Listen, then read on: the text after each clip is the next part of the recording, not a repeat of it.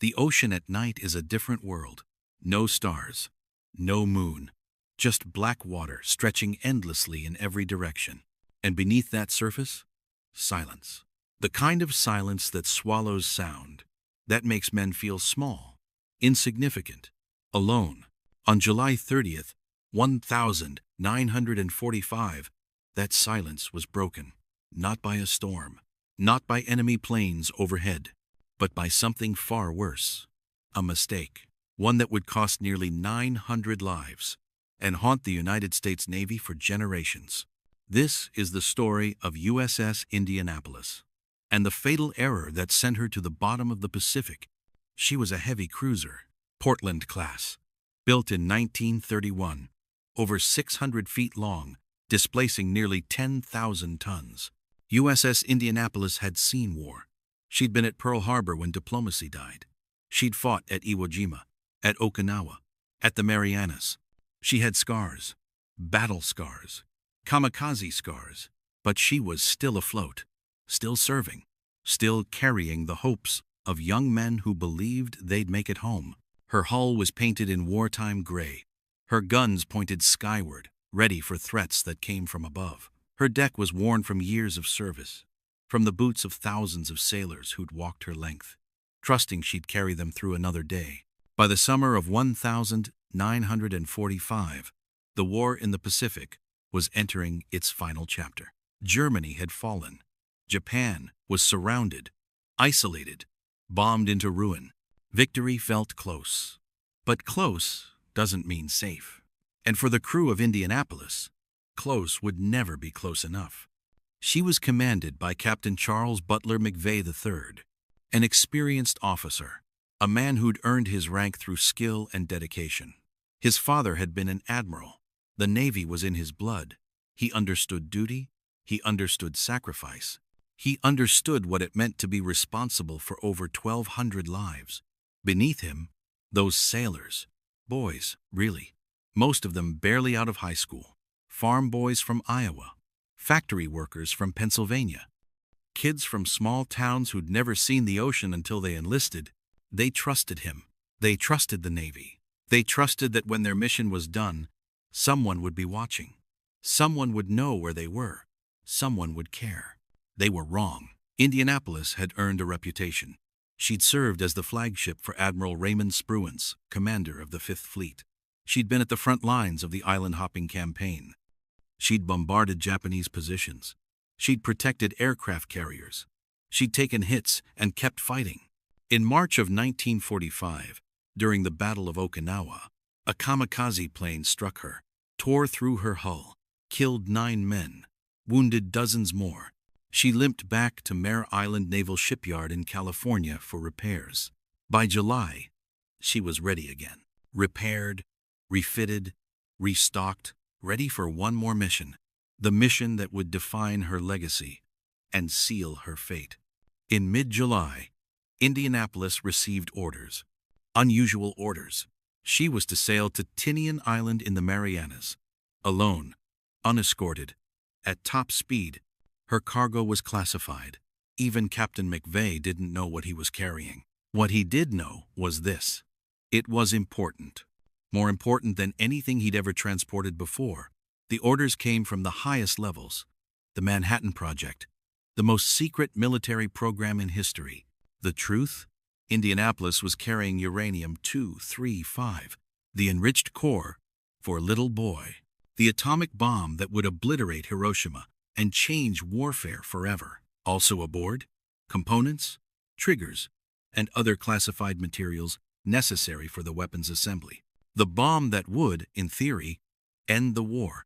The bomb that would save millions of lives by taking hundreds of thousands. A moral calculus that still haunts history. But that wasn't Indianapolis's concern. Her job was simple: deliver the cargo, get it there fast, get it there safely. She left San Francisco on July 16th. The crew was told nothing. They loaded canisters, strange, heavy containers, watched over by armed guards. No one asked questions. In wartime, you don't ask questions. You follow orders. Indianapolis sailed west, across the Pacific, through waters that had seen some of the bloodiest battles in human history, past islands where American boys had died by the thousands, past reefs where Japanese soldiers had fought to the last man. She made the crossing in just 10 days. 10 days of speed, of tension, of secrecy. She arrived at Tinian on July 26th. The cargo was unloaded immediately, rushed away, guarded, hidden. Mission accomplished. The atomic bomb components were safe. The mission, a success. Captain McVeigh received new orders. Proceed to Guam for minor repairs, then sail to Leyte Gulf in the Philippines. From there, she joined Task Group 95. 7. Preparing for the invasion of Japan. Operation Downfall. The final push. The battle that would cost millions of lives, if it ever happened. But for Indianapolis and her crew, the hardest part was just beginning. Because the Navy had made a decision. A decision based on intelligence reports, on risk assessment, on probability. A decision that seemed reasonable at the time. They decided Indianapolis didn't need an escort. After a brief stop at Guam for repairs, Indianapolis prepared for the final leg of her journey. From Guam to Leyte Gulf, roughly 1,200 nautical miles, through the Philippine Sea. The route took her through dangerous waters, submarine-infested waters.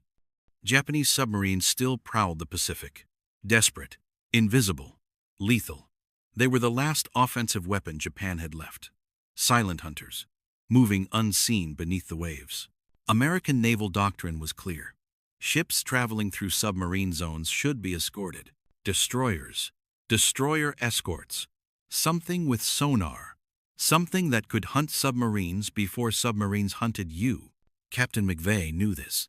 He requested an escort. He was denied. Why?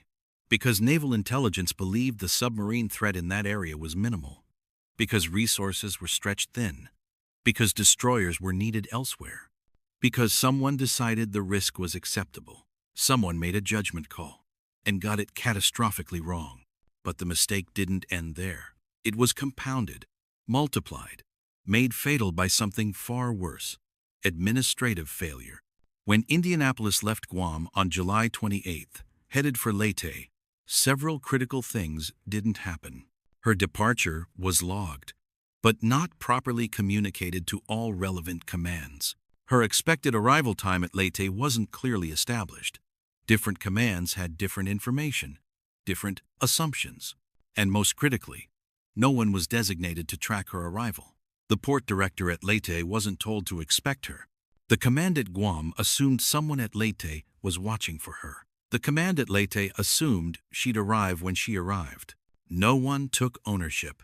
In military bureaucracy, this is called falling through the cracks. In reality, it's called negligence. The Navy's routing system, the system designed to track every ship, every movement, every arrival, failed. Not because of sabotage, not because of enemy action, but because of paperwork, miscommunication, human error, assumptions. There was another factor. A standing order, issued months earlier, stated that the non-arrival of a ship should not be reported immediately. Too many false alarms. Too many ships arriving late for various reasons.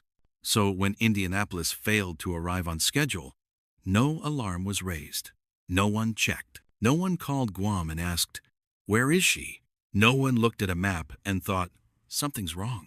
Indianapolis was alone, unescorted, unreported, sailing through hostile waters. And no one was watching.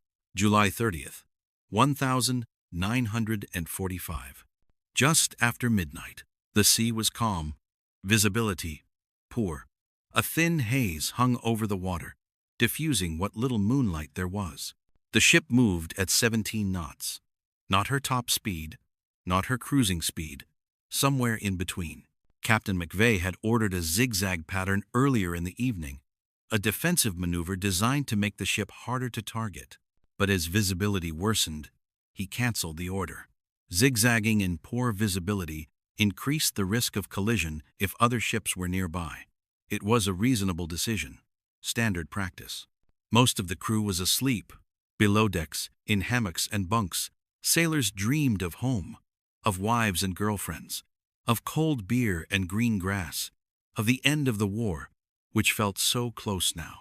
Some were on watch, scanning the horizon, seeing nothing but darkness and haze. Others were on duty in the engine rooms, the fire rooms, the magazines, keeping the ship running, keeping her moving. No one expected what came next.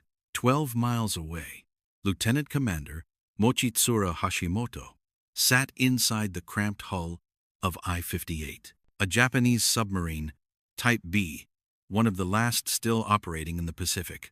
Most had been sunk, most were gone, but I-58 remained, hunting. Hashimoto was an experienced commander.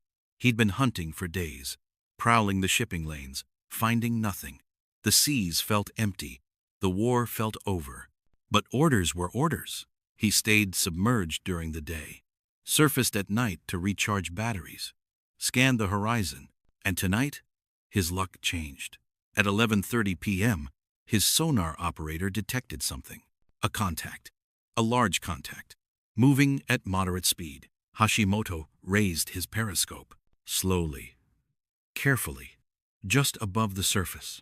Through the lens, he saw her. A cruiser. Large. Alone. No escorts. He couldn't believe it. American ships didn't travel alone. Not anymore. Not this late in the war. But there she was. He calculated her speed, her heading, her distance. He ordered his crew to prepare 6 torpedoes, Type 95, oxygen-powered, wakeless, nearly undetectable. At 12:05 a.m., he gave the order. Fire. The first torpedo struck Indianapolis on her starboard bow. The explosion ripped through the forward compartments, tearing steel like paper, obliterating everything in its path. Sailors sleeping in the forward berthing areas never woke up. They died instantly. Crushed, drowned, incinerated. The second torpedo hit just seconds later, near amidships, close to the forward powder magazines. The blast was massive, catastrophic. Fire erupted, fuel ignited, ammunition cooked off. The ship's entire bow section was obliterated. Men were thrown from their bunks, slammed against bulkheads, hurled through the air. Ladders collapsed, hatches jammed shut, watertight doors bent and twisted. The lights went out. Total darkness. In that darkness, voices shouted, screamed, called for help, called for friends who would never answer. But there was no power, no communication, no way to send a distress signal. The ship's electrical system was destroyed. Her radio antennas collapsed. Her distress beacons went silent. She was dying, and she was dying alone. Captain McVeigh, thrown from his bunk by the first explosion, climbed to the bridge. His ship was shaking, listing, groaning under the weight of water pouring into her hull. He saw the damage, saw the flames, saw the bow sinking. The forward section was already underwater. The ship was taking on thousands of tons of seawater every minute. He knew what this meant. He gave the order, abandon ship. But many men never heard it. The public address system was dead. The sound-powered phones were severed. Officers shouted the order, but their voices were swallowed by chaos. Many were already dead. Many were trapped below, in flooded compartments, in burning rooms, clawing at steel walls that wouldn't yield. Water poured through shattered bulkheads, rushed down passageways, filled compartments in seconds. Men swam upward, toward hatches, toward light, toward air. Some made it, some didn't. Some were caught in the suction as compartments flooded, pulled down, pinned against grates, drowned in darkness. Fire spread through the ship. Oil ignited. Smoke filled the passageways. Men crawled blindly, feeling their way toward escape routes that no longer existed. On deck, sailors scrambled for life jackets, for rafts, for anything that floated. Some jumped immediately, leapt into the dark water without hesitation. Others waited, hesitated, tried to help friends, tried to drag wounded men to safety. Some officers tried to maintain order, tried to organize, tried to do what they'd been trained to do. But training doesn't prepare you for this, for the moment when your world tilts, when steel screams, When you realize you have minutes to live. 12 minutes. That's how long it took. 12 minutes from impact to the moment Indianapolis rolled to starboard, bow first, and slipped beneath the surface. Her stern rose into the air, propellers still spinning, screws churning empty air. And then she was gone, swallowed by the Pacific, taking 300 men with her, leaving 900 in the water, and no one knew they were there. When a ship sinks, it doesn't just disappear. It drags you down with it. The suction, the pull of the descending hull. It's strong enough to drown men who moments before were swimming. Some escaped, kicked hard, swam away from the pull. Some were dragged under, pulled down into the black, into the cold, into the depths. Some were crushed by debris, by falling equipment, by the ship they'd called home. For those who made it to the surface, relief was brief, because they looked around and saw nothing. No land, no ships, no lights on the horizon, just water, darkness, and the distant sound of men crying out. Some had life jackets, the kapok-filled vests that kept you afloat. Barely. Some didn't. Some clung to debris, wooden planks, floating crates, pieces of the ship. Some found rafts, small inflatable rafts designed to hold 12 men. Some held 50. Some floated alone, already too injured to swim, too burned, too broken. The water was warm, 85 degrees, not cold enough to kill quickly, but warm enough to hide what was coming. The oil from the ship's ruptured fuel tanks spread across the surface, a thick, choking slick. Men swam through it, swallowed it, felt it coat their skin, their eyes, their lungs. Some were already dying. Injuries from the explosion, burns, broken bones, internal bleeding. They didn't last the night. Captain McVeigh was among the survivors, alive, floating, trying to organize, to maintain order. He gathered men around him, established a perimeter, tried to keep spirits up. But order is hard to maintain when you're scattered across miles of open ocean, when you're thirsty, when you're bleeding, when the sun rises and turns the water into a furnace. The first day was confusion. Men called out for friends, for officers, for anyone who knew what to do. They formed groups, clusters, held onto each other, stayed together. Strength in numbers. That's what they believed. Some groups had officers, some had supplies, some had nothing but each other. They waited for rescue. Surely someone knew they were missing. Surely someone was looking. Surely help was on the way. But no help came. The sun rose, and with it came heat. The Pacific sun, merciless, blinding, reflecting off the water like a mirror. Men who'd survived the sinking now faced a new enemy: dehydration. The water was everywhere, surrounding them, infinite, but they couldn't drink it. Salt water, poisonous, deadly. But the thirst was unbearable. By midday, some men couldn't resist. They drank, just a little, just enough to wet their lips. It made the thirst worse, made them hallucinate, made their organs shut down, made them mad. By the second day, dehydration set in fully. Lips cracked and bled, tongues swelled, skin blistered under the sun. Men became delirious. Some believed they saw land. They pointed. They swam toward it. They disappeared beneath the surface. Some thought they saw the ship, still afloat, still there. They tried to swim back to it. They drowned, chasing ghosts. Some believed there was fresh water just below the surface. They dove down. They didn't come back up. The hallucinations grew worse. Men saw their mothers, their wives, their children. They talked to them, laughed with them, reached out to embrace them, and then they were gone. The officers tried to maintain control, tried to keep men from drinking seawater, tried to keep them together. But you can't reason with dehydration. You can't argue with thirst. And then the sharks came. Oceanic whitetips, one of the most aggressive species in the ocean, drawn by blood, by vibrations, by the thrashing of dying men. They'd been there from the beginning, circling, watching. But on the second day, they attacked. At first, They took the dead, the bodies floating face down, the men who'd already given up. But soon, they came for the living. A man would be floating, talking, alive. And then he'd scream, pulled under, gone in seconds. The water would churn, turn red, and then nothing. The survivors huddled together, kicked at the water, splashed, tried to make themselves large, threatening, but the sharks didn't care. They returned. Again and again, men watched friends disappear, watched the water explode with violence, watched and knew they could be next. Some fought back, punched sharks, stabbed them with knives, gouged at their eyes. Sometimes it worked, sometimes it didn't. The nights were the worst.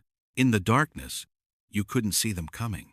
You'd feel something brush against your leg, feel teeth, feel yourself being pulled, and you'd fight, scream, pray. By the third day, hope was fading. The sun rose again. The heat returned. The sharks circled. Some men gave up, let go of their rafts, let go of life. They slipped beneath the surface, quietly, without struggle. Some prayed, recited the Lord's Prayer, sang hymns, asked God why. Some talked to people who weren't there, mothers, wives, brothers, conversations that made no sense, words slurred by swollen tongues. Some just floated, silent, waiting for the end. The groups that had formed on the first day were shrinking. 50 men became 40, 40 became 30, 30 became 20, and still, no one came, because no one knew. On August 2nd, a routine patrol flight took off from Peleliu. Lieutenant Wilbur Chuck Gwynn, pilot of a PV-1 Ventura bomber. His mission, anti-submarine patrol. Nothing special. Another day scanning empty ocean. His radio antenna had been malfunctioning. He was trying to fix it, leaning out of the cockpit, adjusting the wire. At 11 a.m., something caught his eye. An oil slick, long, dark, stretching for miles. He descended for a closer look, and then he saw them. Men, in the water. Dozens of them. He couldn't believe it. He circled lower, counted heads, saw the carnage, the sharks, the debris. He radioed immediately. Survivors in water. The message went out. Scrambled commands. Set rescue operations in motion. Gwynn dropped life rafts. Supplies. Circled overhead. Marked the location. Within hours, a PBY Catalina seaplane arrived. Lieutenant Adrian Marks, pilot, ordered to assess the situation, to drop supplies. But when Marks saw the survivors, saw the sharks, saw men dying in real time, he made a decision. He landed on open ocean, against orders, against protocol. It was dangerous. The plane could flip, could sink, could kill everyone aboard. But men were dying. He landed anyway. His crew pulled survivors from the water, dragged them aboard, filled the plane beyond capacity. 56 men, crammed inside, clinging to the wings, tied to the fuselage. The plane couldn't take off. Too heavy, too damaged from the rough landing. So they floated, waited for rescue ships. And more planes came, more ships, more help. Destroyer escorts arrived. USS Cecil J. Doyle, USS Bassett, others.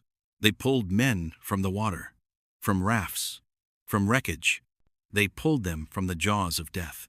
But for many, it was too late. When the rescue was complete, the numbers were clear. 1,195 men had been aboard Indianapolis. Approximately 900 entered the water. Only 316 survived. The worst naval disaster at sea in U.S. history. Not from battle, but from a mistake. The survivors were taken to hospitals, naval bases, Guam, Peleliu, Samar. They were treated for dehydration, exposure, injuries, trauma. Their skin was blistered. Their bodies were emaciated. Some had lost 50 pounds. Some couldn't walk. The physical wounds healed, slowly, painfully, but the other wounds never did. Survivor's guilt is a quiet killer. Why did I live when my friend didn't? Why was I pulled from the water when he wasn't? Why did I get a life jacket when he didn't? Some men carried those questions for the rest of their lives. Some never forgave themselves for surviving. Some never spoke of it again, buried the memory, tried to forget. But you don't forget something like that. You don't forget watching your friends die, watching them drown, watching them taken by sharks. You don't forget the thirst, the heat, the hopelessness. It stays with you forever. The Navy moved quickly to investigate. How did this happen? How did a ship disappear for 4 days without anyone noticing? The answers were embarrassing. Administrative failures, communication breakdowns, assumptions, negligence. But the Navy needed someone to blame, not the system, not the bureaucracy, not the officers who'd failed to track the ship. They needed a person. Captain Charles McVay was court-martialed, charged with 2 counts, failing to zigzag, and hazarding his ship by failing to take evasive action. He was the only U.S. Navy captain court-martialed for losing his ship to enemy action in World War II. The only one.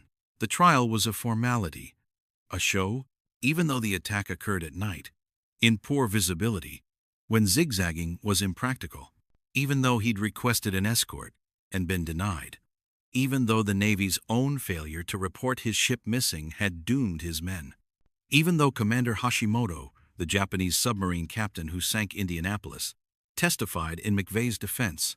Hashimoto said zigzagging wouldn't have mattered. He would have sunk the ship anyway. But the Navy didn't care. They needed a scapegoat. McVay was found guilty of failing to zigzag. The second charge was dropped. His punishment? A letter of reprimand. But the real punishment was the weight he carried. The letters from families. Angry, grieving, blaming him. You killed my son. You should have died instead. Why did you survive when he didn't? He received those letters for years. He read every one. He never stopped reading them. The survivors defended him, wrote letters, petitioned the Navy. They knew the truth. They knew he wasn't to blame. But it didn't matter. In 1968, Captain Charles McVay took his own life. He was found on his front lawn, a bullet in his head, holding a toy sailor in his hand, a reminder of the men he couldn't save. The story of USS Indianapolis is not just about a ship, it's about trust. The trust sailors place in their commanders, in their orders, in the system meant to protect them. And what happens when that system fails? One missed report, one unchecked arrival time, one decision that no escort was necessary, and 900 men paid the price. War is full of mistakes, tactical mistakes, strategic mistakes, mistakes born of fog and chaos and split-second decisions. But this one was different, because it wasn't made in battle. It wasn't made under fire. It was made at a desk, in an office, far from the front lines. It was made by men who never heard the explosions, never felt the water, never saw the sharks. Men who went home that night, who ate dinner, who slept in their beds, while 900 sailors fought for their lives in the Pacific. The lessons of Indianapolis were learned. Eventually, the Navy reformed its tracking systems, established clear protocols, made sure no ship would ever fall through the cracks again. But those reforms came too late for the men of Indianapolis, too late for the boys who drowned in the dark, too late for the men taken by sharks, too late for Captain McVay. The survivors carried that weight forever. Some found peace, some found purpose, some dedicated their lives to telling the story, to making sure the world never forgot. In 2000, Congress exonerated Captain McVay, cleared his name, acknowledged the truth, that he'd been blamed for a tragedy he didn't cause. It was too late for him, but it mattered, because the men of Indianapolis deserved the truth. They deserved to be remembered not as victims of incompetence, but as sailors who served with honor, who delivered the weapon that ended the war, who floated for days in hell and refused to give up, who survived when survival seemed impossible. USS Indianapolis lies at the bottom of the Pacific, 18,000 feet down, in the Philippine Sea, She was discovered in 2017 by a team led by Paul Allen. Her wreckage, remarkably intact, still resting, still silent. A grave for the men who never made it home. But their story lives on, not as a lesson in failure, but as a reminder that duty matters, that communication matters, that every decision, every oversight, every moment of carelessness can cost lives, and that the men who serve deserve better. They deserve to be seen, to be tracked, to be remembered. The survivors are almost all gone now, the last few passing in recent years, but their testimony remains. Their voices recorded, their memories preserved. They spoke of brotherhood, of courage, of endurance. They spoke of the men who didn't make it, the friends they lost, the faces they never forgot. And they spoke of the ocean, that dark, endless ocean, that swallowed their ship, that tested them beyond measure, that took so many, and spared so few. USS Indianapolis, a name that should be remembered, not just for what happened, but for why it happened, and for what it cost, always.